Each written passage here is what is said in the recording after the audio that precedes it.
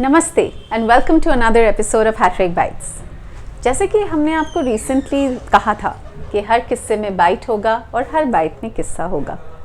अभी आपने पिछले किस्से में सुना एक वकील की कहानी, एक वकील का किस्सा, बड़ा दिलचस्प लगा होगा आपको। तो आज in hat trick bytes we thought let's take you into the world of law. हम आपको वकालत की दुनिया में लेकर चलते हैं। So please welcome doctor Alok Lakhanpal. Hi Dr. Alok. Hello. Welcome to Hattrick Bites. Thank And you it's so our much. pleasure Thank to you so have you over here with us on this platform. And Dr. Alok, तो आजकल वकालत की ज़िंदगी में कुछ change हुआ है lockdown के बाद? जी बिल्कुल चेंज हुआ है। First and foremost it's an honour. Change ये हुआ है कि अब बहुत सारे अलग प्रोफेशंस की तरह हमारे प्रोफेशन में भी वर्चुअल हेयरिंग्स का कंसेप्ट एक आया जो पहले नहीं था हमारे यहाँ। So now apart from physical hearings हमें वर्चुअली कोर्ट में अपनी हेयरिंग्स करनी पड़ती है। सो एक ये चेंज आया है। अच्छा। Courts are functioning but on a virtual mode also, but and physically also. Okay. Now slowly they are, I mean, these two modes are parallelly running. I see. So that's nice. I think every profession, everyone's learning new things. एक बात बताइए, बहुत सारे लोग कुछ professions और कुछ professional से डरते हैं, जैसे पुलिस वाले होते हैं, लॉयर्स होते हैं। तो आपने ऐसा प्रोफेशन क्यों चुना जिससे लोग डरते हैं? आपकी बात बिल्कुल ठीक है। पहले तो आपकी बात को सेकंड कर दूं, लोग बहुत डरते हैं। सो मच सो कि हमें लोन नहीं मिलता। अच्छा। हमें लोग घर किराए पे नहीं देते। और एक फ़ायदा भी ये है कि अगर किसी का कॉल आता है कि जी आप हाउसिंग लोन ले लीजिए और इस तरह के कोई कॉल्स आते हैं तो हम बता देते हैं कि भाई हम वकील हैं, अभी लोन देना है। तो कहते हैं sir thank you very much. तो वो हरासमेंट से हम लोग बच जाते हैं। But coming to the second part which you have asked कि ऐसा प्रोफेशन क्यों चुना आपने जिससे कि लोग डरते हैं। लोग डरते हैं वो एक चीज़ अलग है, but on a serious note हम लोगों की लिबर्टी भी प्रोटेक्ट करते हैं। और जब कोई आदमी के साथ किसी तरह की लीगल प्रॉब्लम हो जाती है तो मैं आपको अपने पर्सनल एक्सपीरियंस से बता रहा हूँ कि हम देखते हैं जब फर्स्ट ओकेजन होती है तो पूरा परिवार आता है। हाँ जी। रिश्तेदार भी आते हैं। वो धीरे धीरे वो सब लोग कम होते चले जाते हैं और कुछ एक टाइम के बाद उस आदमी का एक ही सेवियर खड़ा होता है, वो उसका वकील है। सही बात है। सही बात है। इसलिए ये प्रोफेशन के कुछ ऐसे एस्पेक्ट्स भी हैं। In fact today I have argued a case and the lady was being very thankful to me. तो मैंने कहा कि ये मेरा काम है, हमें किसी की पर्सनल लिबर्टी अगर हम प्रोटेक्ट कर सकें और कोई आदमी अगर गलत किसी जाल में पुलिस के फंस गया है या किसी गलत केस में फंस गया तो उसको बचा सकें, तो that gives us immense job satisfaction. That's true. नहीं, दैट्स रियली नाइस। मेरे को एक डायलॉग याद आ रहा है, तारीख पे तारीख पे तारीख। ये हम मूवीज़ में देखते हैं और जो हमें पिक्चरों में दिखाया जाता है वो कितना अलग है असली दुनिया से। वो बहुत अलग है जी, जो पिक्चरों में दिखाया जाता है वो एक डायलॉग ही है सर। ऐसे तारीख नहीं मिलती हैं। At least I practice in Delhi courts, Delhi district courts and Delhi high court. So ऐसा नहीं है कि आपको फॉर द मियर आस्किंग आपको तारीख मिल जाती है। अच्छा। वो सिनेरियो नहीं है। आपको अपना काम करना पड़ता है, आपको अपना ब्रीफ तैयार करना पड़ता है। और it's not only between me and the जज as it's been projected in the movies. एक दूसरा पक्ष भी आपके सामने खड़ा है। अगर आप अननेसेसरीली उसके केस को ड्रैग करोगे तो he will object and the court and the जज will have to hear both the part. आज की डेट में आपके इस फोरम से मैं कह सकता हूँ कि ऐसा नहीं है। मैंने लॉयर्स जो फ्रेंड्स हैं, फैमिली में भी my own sister is a lawyer, और मैंने बहुत सुना है कि मेरे को इस चीज़ का लॉयर बनना है। I want to be a criminal lawyer, I want to be a corporate lawyer. So क्या ऐसे स्पेशलाइजेशन होती है इन दिस फील्ड या बस चूज करा जाता है? Till your LLB course after which you become entitled to practice law, there is no such specialization as far as India is concerned. Okay. So we teach. I have been a teacher also. I have taught for 11 odd years law in Delhi University. Okay. तो हम लोग general सारे basic laws पढ़ा देते हैं। Okay. Now you get specialized by virtue of the work which you are doing. Okay. Not on the basis of what you have studied. Criminal law आपने लेना शुरू कर दिया या आपने क्रिमिनल केसेस लेने शुरू कर दिए, आपने मैट्रिमोनियल डिस्प्यूट्स के केसेस लेने शुरू कर दिए, तो आपको उसी तरह के फिर आगे केसेस रेफर हो जाते हैं। अच्छा। So then you can say that I specialize in a particular branch. Otherwise, till the basic elementary course of law is concerned, there's no specialization. Okay. Post your LLB degree, you can take diploma or something of that sort. Like nowadays you can take a diploma course in cyber law or labor law for that matter. So it's more of a personal choice. It's more of a personal choice. Okay. Right. And when you say it's a personal choice, but then जैसे आप काम कर रहे हैं तो do you want to be a judge? Does it like we say in corporate life, there's you step up the ladder. तो वकालत की दुनिया में क्या होता है? वकालत की दुनिया में ये होता है from outsiders perspective. People think that it's more definitely it's more prestigious. But I have a simple saying, and this I say to my junior colleagues also: as long as you can play, why become an umpire? So That's you can also always true. become Very a referee true. later on. But once you start becoming a referee, you can't become a player thereafter. I've never heard of any incident of a judge who has become a lawyer and who is doing well.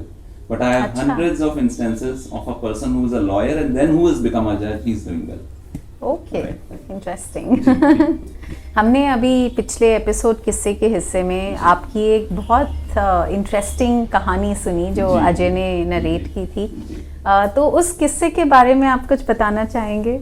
हाँ, सबसे पहले तो अजय जी को मुबारकबाद। बहुत अच्छा, उन्होंने बहुत इंट्रीगिंग और कैची टाइटल दिया है उसको, क्लिक नंबर 37। हाँ जी। तो उनसे एक बहुत कैजुअल सी कन्वर्सेशन में मैंने उनको एक किस्सा बताया था, but with his genius he has converted the short narration into a very fantastic story basically. या तो वो किस्सा ये था, बहुत ब्रीफली मैं आपको बताता हूँ कि हम लोग कॉलेज में पढ़ते थे तो गोवा जाने का मन हुआ, जेब में पैसे होते नहीं थे, और जैसे अब फैमिली बच्चों के साथ जाते हैं तो we have to plan things in advance. No, एक लाइफ और एक एज होती है जब हम लोग प्लान नहीं करते कुछ हाँ भी। जी। छुट्टियां थी, कॉलेज की छुट्टियां थी, तो प्लान बना गोवा चलेंगे, और बैग उठाया और गोवा के लिए चल दिए। ना आगे किसी होटल में जाने का प्लान था, कितने दिन रुकना ये नहीं पता था, किसी को कोई आंसरेबिलिटी अकाउंटेबिलिटी थी नहीं। तो कूपे में बैठे हुए थे, अभी मुझे ये भी ध्यान नहीं है फ्रैंकली स्पीकिंग वो सेकंड क्लास था या थर्ड क्लास भी हो सकता है, अगर उस अच्छा। टाइम पे थर्ड क्लास होता, आई डोंट नो। तो वहाँ बैठे हुए थे तो कुछ फॉरेन सिटीजन्स थे, वो तो अपने देश की बहुत बड़ाई कर रहे थे कि हमें यहाँ इंडिया घूमने के लिए हमारा एक पेनी भी खर्च नहीं हुआ, हाँ हमें जी। हमारी गवर्नमेंट अलाउंस देती। तो कुछ और स्टूडेंट्स थे हमारे साथ बैठे हुए थे, तो they started criticising their own country.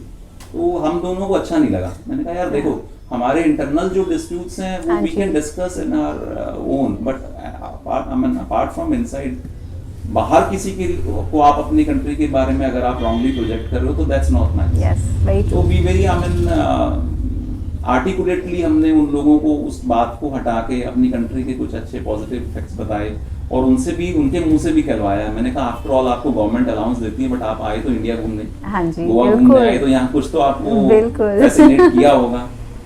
तो हमें नहीं पता था कि यहाँ एक आर्मी ऑफिसर बैठे हैं और अच्छा। वो हमारी इस बात को सुन रहे।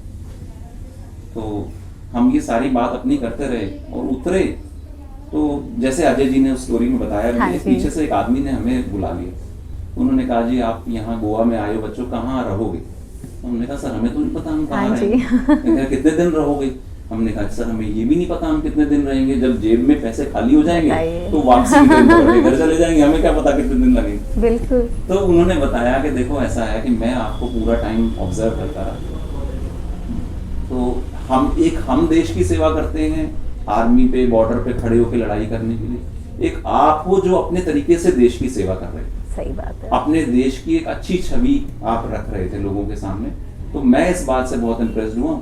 आप मेरे फ्लैट में रुकिए, वहाँ कोई मांडवी रिवर है, as far as I recall, it's a very old incident. Okay. तो उसके पास ही बहुत अच्छा सीनिक व्यू था वहाँ पे, अरे और वाह। ऑर्डरली हमारी सेवा में, और 2-4 दिन बाद तो हम खुद आर्मी ऑफिसर हो गए थे जी। वो मेरा दोस्त कहता था मैं तो चाय पीऊंगा, हाँ जी। मुझे वर्जिश का शौक होता था तो मैं दूध मंगाता था और बटर चलता था जी, चाय चलती थी अलग अलग। रात को वो हमारे लिए मूवी की कैसेट की वो VCR वाले हाँ जो जी, आते थे, वो VCR होते थे उस वो टाइम। लेके आते थे। तो it was a wonderful incident. Nice. हाँ, बाद में एक फॉक्स पॉज हो गया था उसमें, वो भी उन्होंने बताया कि वो कैमरे वाला जो इंसिडेंट हो गया था। तो हुआ क्या कैमरे का फिर? कैमरे का हुआ ये कि आखिरी दिन आते आते हमने उन्हें वो अपने किस्से बताया करते थे हमें कि आर्मी में ऐसा होता है वैसा होता है। और उनके साथ कुछ यादें भी जुड़ी गई थी। हाँ जी। तो हमने उन्हें यही कहा कि सर हम लास्ट डे आपके साथ कल है तो हम आपके साथ फ़ोटो वोटो खिंचवाएंगे। तो उन्होंने ये कहा कि मुझे भी वो फ़ोटो ज़रूर भेजना, मैं अपने घर में दिखाऊंगा कि मुझे इतने यूथ में इतने ऐसे बच्चे मिले जिनको देश के बारे में चिंता है। हमें अच्छा लगा हमें भी, बट हमें ये नहीं पता था कि वो अपनी प्रॉपर बिल्कुल डेपर होके अपनी proper uniform with all his medals and all वो अपना वो लगा के वो अपना आ गए जी। And when we started clicking the photographs, मेरे दोस्त ने मुझे कान में आके हल्का सा बताया कि भैया रील हो चुकी है खत्म। Now it was very embarrassing for us to tell him, considering how he has came dressed up with all his dress and all. सही में। हमने कहा भाई अब ये बताना। और उस टाइम तो फोन भी इतने अच्छे नहीं होते थे कि फोन तो हाँ थे ही नहीं, सेल फोन। हाँ जी, तो उस टाइम तो सेल फोन थे ही नहीं, तो एटलीस्ट हमारे पास घर पे एक होता था। हमारे पास नहीं। तो अब हमें लगा it would be too embarrassing for us to tell him or let him know कि भाई this is what has happened. So we started clicking the pictures and it was merely a flash which was going on. Oh and my he was posing with all his medals and all the फिर उन्होंने मांगा नहीं बाद आप आगे तो सुनिए, वो यूं कहेंगे कि बेटा वो देखना वो मेडल आ रहे हैं। अब हमें पता है नोइंग कि कुछ नहीं आ रहा है, सर आ रहे हैं सर, बहुत बढ़िया आ रहे हैं सर, मेडल बेटे जरूर दिखने चाहिए। And we are just clicking the empty photograph. तो बाद में उनसे कॉरेस्पॉन्डेंस नहीं हुई, बट हम जब भी याद करते हैं उस किस्से को तो बहुत हंसते हैं। दोस्तों, अगर आपने ये किस्सा नहीं सुना है तो प्लीज़ हमारे YouTube चैनल पे जाके ये कुछ किस्सा ज़रूर सुने, क्योंकि बहुत ही इंटरेस्टिंग किस्सा था।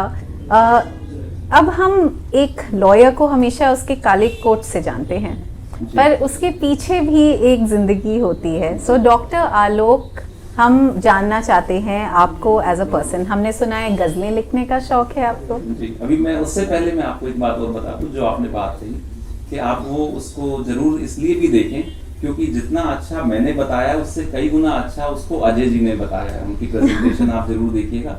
उन्होंने जिस तरह से इस बात को रखा है, that is far more better than how I have narrated it to हर।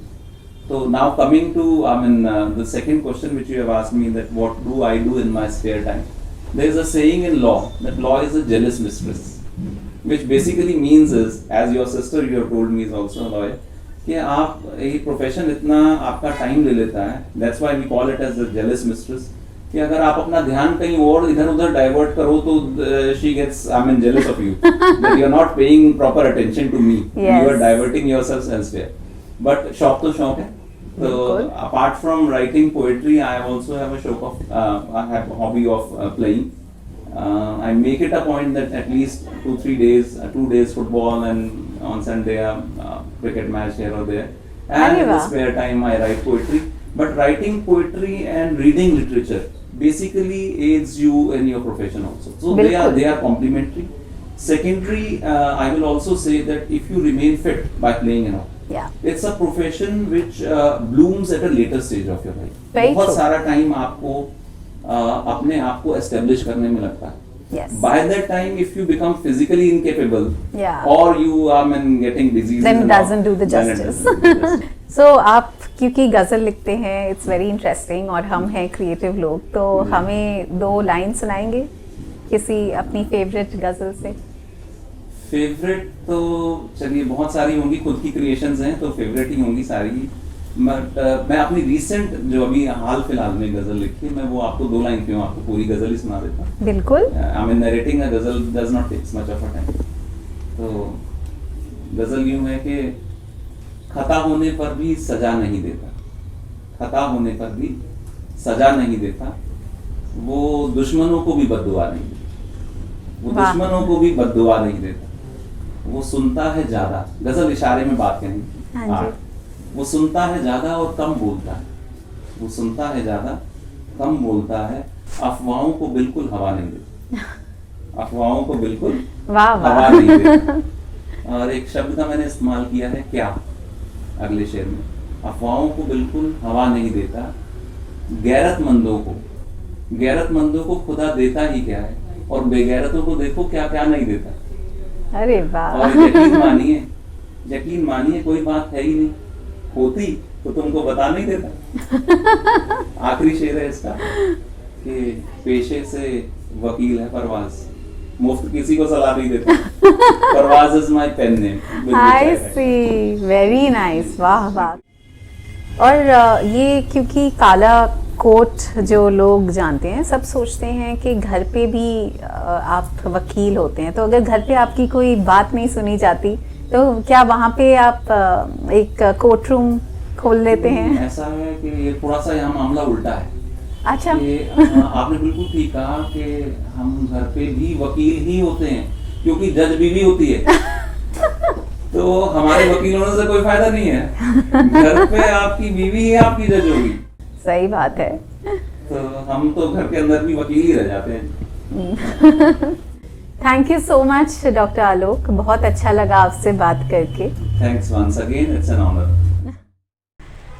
सो आज आपने सुना कि एक वकील को सिर्फ उसके काले कोट से नहीं जाना जाता, पर काले कोट के पीछे भी एक बड़ी दिलचस्प जिंदगी होती है।